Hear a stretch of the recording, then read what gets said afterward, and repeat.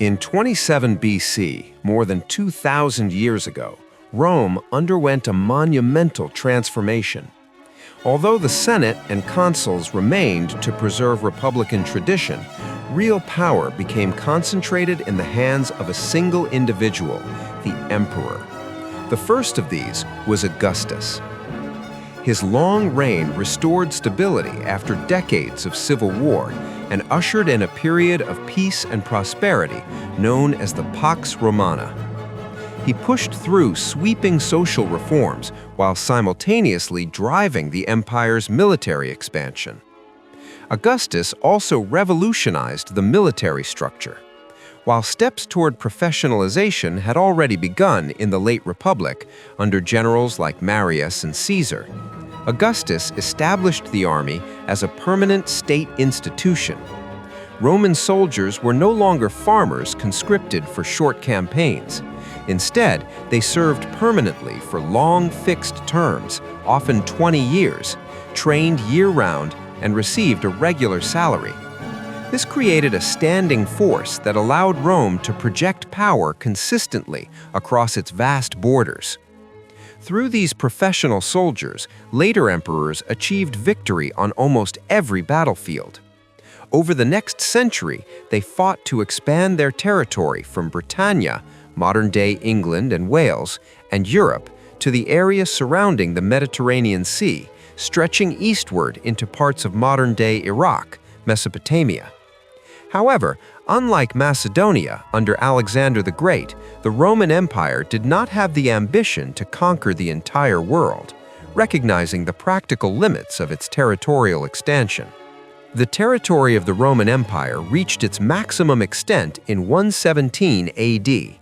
At that time, the Roman Empire had a total land area of up to 5 million square kilometers, which in the modern era is divided into about 40 different countries across Europe, North Africa, and the Middle East.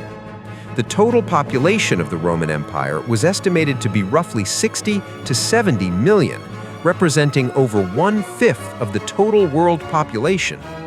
Meanwhile, surrounding the Roman Empire in Europe, most people lived in Iron Age tribal confederations or chiefdoms. They practiced agriculture and metalworking, but they had not yet formed large, centralized states comparable to Rome.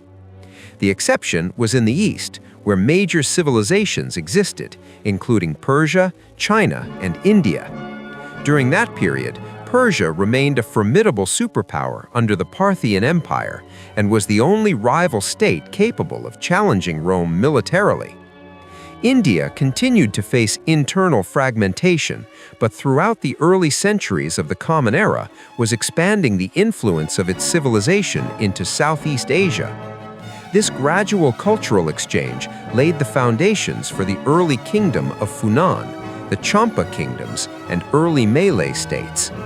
As for China, which had united under the leadership of the Han Dynasty, it was a colossal empire comparable to Rome in population, territory, and power.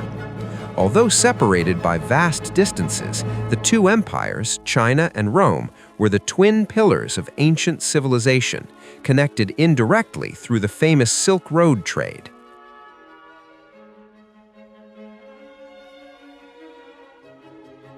The Roman Empire stands in history as one of the greatest superpowers. It is true that before Rome, the world had known other major powers such as Persia and Alexander the Great's Macedonia. After Rome, there were other massive global powers such as the Mongol Empire and the British Empire. However, few empires in human history have been able to maintain such a high level of dominance, stability, and cultural influence for as long as the Roman Empire did. Yet, as the Roman general Scipio Aemilianus watched Carthage burn, quoting Homer on the fall of Troy, he realized that even the greatest empires must eventually have their end. Similarly, the power of the Roman Empire, no matter how vast, had to have its end. The true cause of Rome's collapse remains one of history's great debates. The exact time of the end of Roman power as a global superpower is also difficult to pinpoint because the decline of the Roman Empire happened gradually, dragging on for hundreds of years. In studying the causes of the decline, many historians focus on several major factors, such as economic and social crises combined with political crises arising from the struggle for succession after the death of each emperor, and additionally, attacks from outside tribes. In the late 3rd century AD, after surviving a period of near collapse known as the Crisis of the 3rd century, the Roman Empire was reorganized and eventually divided into two parts, the Eastern Roman Empire and the Western Roman Empire. While this initially helped restore order, over time the political institutions in the West began to lose stability, and internal conflicts plagued the region. Simultaneously, outside tribal groups increased their attacks on the Roman Empire. These attacks came primarily from Germanic tribes in the north and the Huns from the vast Eurasian steppes. In the early 5th century AD, the Roman Empire began to lose territory gradually to the tribes.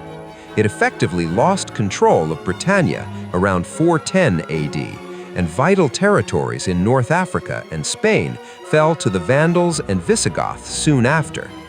Weakened by these losses, the empire could no longer survive. In 476 AD, Germanic tribes staged a mutiny in Italy, deposing the emperor of the Western Roman Empire.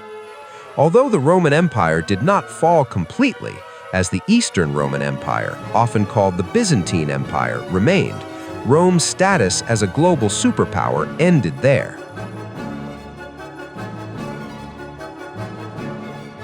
The Byzantine Empire, with its capital in Constantinople, modern-day Istanbul, continued Roman power until the 15th century AD. In 1453, the Ottoman Turks invaded and occupied Constantinople, overthrowing the Byzantine Empire and solidifying their own Ottoman Empire.